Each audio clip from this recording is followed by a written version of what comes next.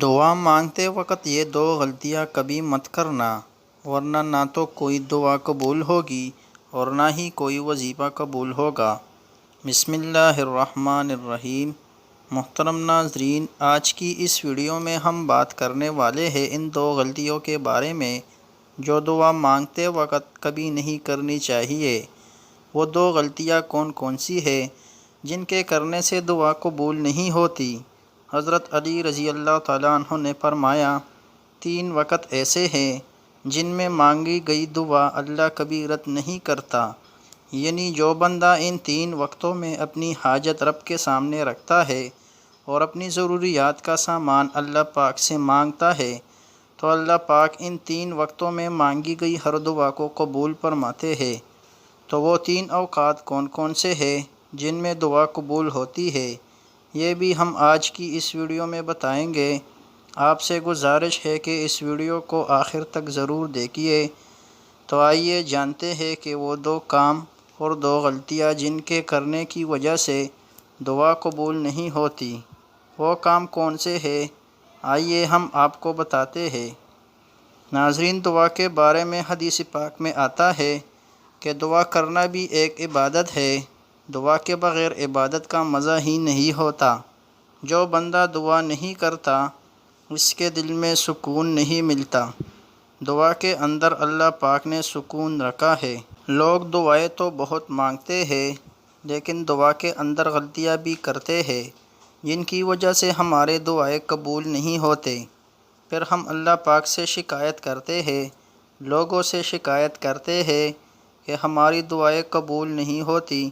تو ایسی غلطیاں ہیں جو اکثر ہم دعاؤں میں کرتے ہیں لیکن ہم اپنے گناہ معاف نہیں کرواتے۔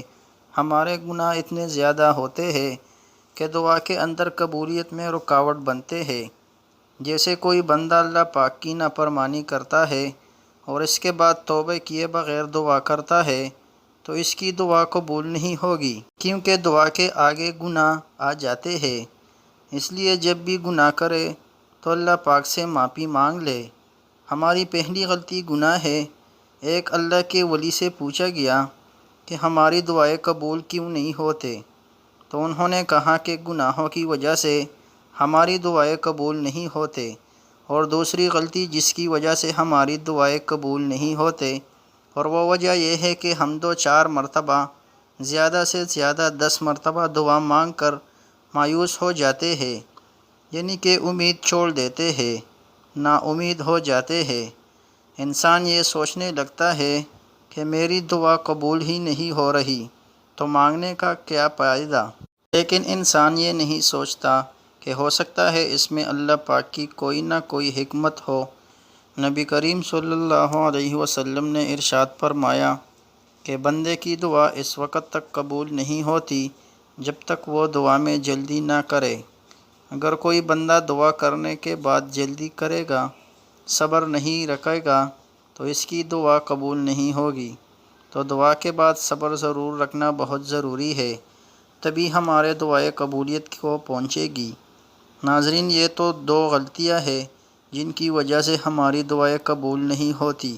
اب ہم آپ کو 3 ایسے اوقات کے بارے میں بتاتے ہیں جن کے بارے میں حضرت علی رضی اللہ تعالیٰ عنہ نے فرمایا، جو بندہ ان 3 وقتوں میں اپنی حاجت اللہ رب العزت کے سامنے رکھتا ہے، وہ اپنی ضروریات کا سامان اللہ پاک سے مانگتا ہے، چاہے وہ اولاد ہی کیوں نہ مانگے یا مال و دولت ہی کیوں نہ مانگے۔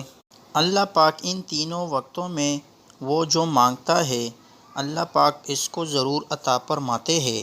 ایک شخص حضرت علی رضی اللہ تعالیٰ عنہ کی خدمت میں آیا اور کہنے لگا، اے علی، وہ کون سا وقت ہے کہ جب بھی میں دعا مانگوں فوراً قبول ہو جائے؟ تو حضرت علی نے فرمایا، اے شخص، میں نے اللہ کے رسول صلی اللہ علیہ وسلم سے سنا ہے کہ 3 مواقع ایسے ہیں جن میں اللہ اپنے بندوں کی دعا رد نہیں کرتا۔ اس شخص نے پوچھا، اے علی، وہ کون سی 3 اوقات ہے؟ تو حضرت علی نے فرمایا، نمبر 1، جب انسان کا جسم کانپنے لگے اور ترترانے لگے، اس وقت مانگی گئی دعا اللہ کبھی رد نہیں کرتا۔ نمبر 2، جب اللہ کا ڈر دل میں ابھرنے لگے اس وقت بھی انسان اگر کوئی حاجت اللہ رب العزت سے مانگتا ہے تو اللہ اس کی حاجت کو ضرور پورا کرتا ہے۔ نمبر 3، جب انسان کی آنکھیں نم ہو جائے تو اس وقت میں مانگی ہوئی دعا بھی رد نہیں ہوتی بلکہ اللہ ضرور قبول کرتا ہے۔ یاد رکھنا، ان تینوں حالتوں میں انسان کائنات کی جو بھی چیز مانگے وہ اسے ضرور ملتی ہے، چاہے وہ صفا مروہ کے برابر سونا چاندی ہی کیوں نہ ہو۔ حضور صلی اللہ علیہ وسلم نے فرمایا، پیٹھ پیچھے ایک مسلمان بھائی کی دوسری مسلمان بھائی کے لیے دعا قبول ہوتی ہے، اس کے سر کے قریب ایک فرشتہ مقرر ہوتا ہے۔ جب کوئی کسی مسلمان بھائی کے لیے دعا کرتا ہے تو فرشتہ اس پر آمین کہتا ہے اور یہ کہتا ہے کہ مسلمان کے حق میں تو نے جو دعا دی ہے وہ تیرے لیے بھی اس جیسی نعمت کی خوشخبری ہے۔ ہمارے نبی صلی اللہ علیہ وسلم نے فرمایا کہ اللہ تعالیٰ فرماتے ہیں، پہلے تجھ سے شروع کروں گا، یعنی تم جو دعائیں دوسروں کے لیے مانگ رہے ہو وہ سب دعائیں میں پہلے تمہارے حق میں قبول کروں گا، پہلے تمہیں یہ دعا دوں گا، پہلے تمہیں عطا کروں گا۔ سب سے زیادہ قبول ہونے والی دعائیں کون سی ہے؟ یاد رہے کہ نبی کریم صلی اللہ علیہ وسلم نے فرمایا 5 دعائیں ضرور قبول کی جاتی ہے۔ پہلے نمبر پر مظلوم کی دعا، دوسرے نمبر پر حاجی کی دعا، تیسرے نمبر پر مریض کی دعا، چوتھے نمبر پر مجاہد کی دعا، 5ویں نمبر پر ایک مسلمان کے دوسری مسلمان بھائی کے لیے جو دعا کی جاتی ہے۔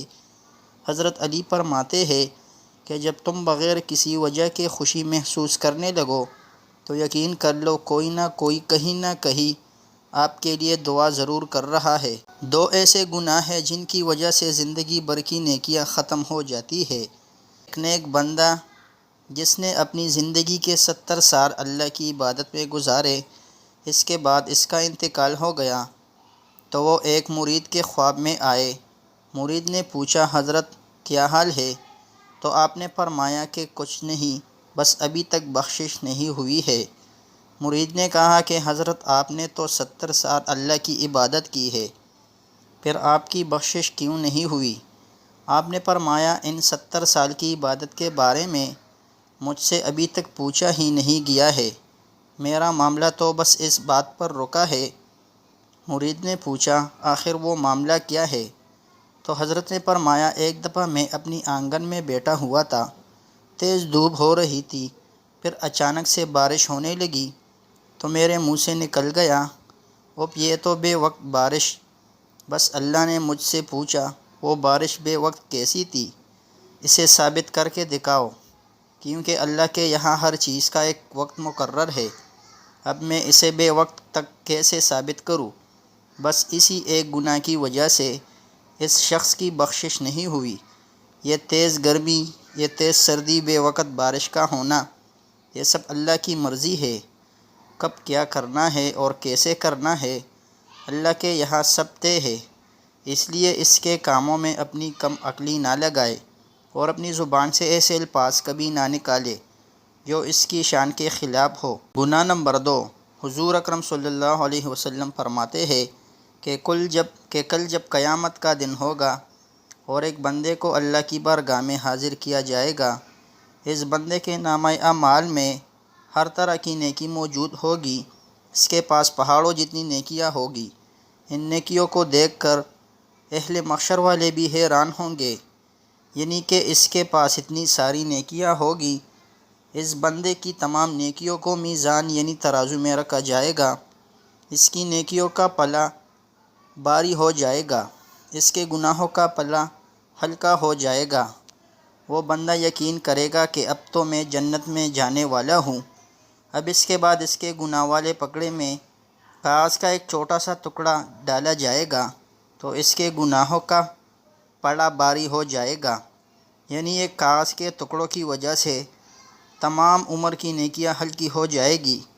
اس کے بعد اللہ کی طرف سے فرشتوں کو حکم ہوگا کہ اس کو پکڑو اور اسے گھسیٹ کر جہنم میں ڈال دو۔ وہ بندہ حیران ہوگا اور سوچنے لگے گا کہ میں نے تو عمر بھر اللہ کی عبادت کی، آخر مجھ سے ایسا کون سا گناہ ہو گیا جو اس کاغذ کے ٹکڑے میں ہے؟ اس کی وجہ سے میرے گناہوں کا پلہ باری ہو گیا۔